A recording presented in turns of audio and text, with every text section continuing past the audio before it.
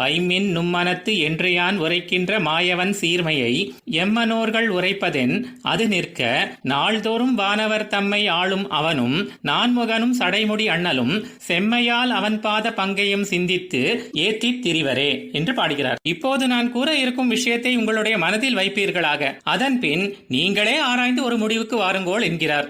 என்னை போன்றவர்கள் இந்த விஷயத்தை கூற முயன்றால் இவர்களெல்லாம் பக்திக்கு வசப்பட்டவர்களாக வந்து நின்று இவ்விதமெல்லாம் புகழ்ந்து பேசுகிறார்கள் என்று உலகத்தோர் கூறிவிடுவர். ஆதலால் நாங்கள் சொன்னோம் என்பது ஒரு பக்கம் இருக்கட்டும், நாங்கள் கூறுவது போலவே இந்த உலகத்தோர் கண்களுக்கு உயர்ந்த அதிகாரிகளாக தென்படுகின்ற வேறு சிலரும் கூறுகிறார்களே, அதை முதலில் கேளுங்கோள் என்கிறார்.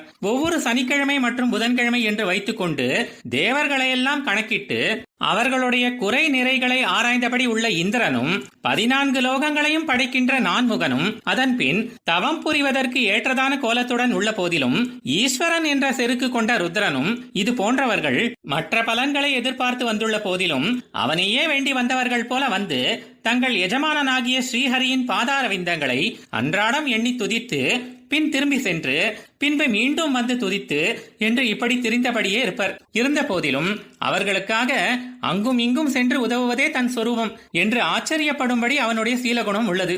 நீங்களே பார்த்துக் கொள்ளுங்கள் என்கிறார். ஆழ்வார் எம்பெருமானார் ஜீயர் திருவடிகளே சரணம்.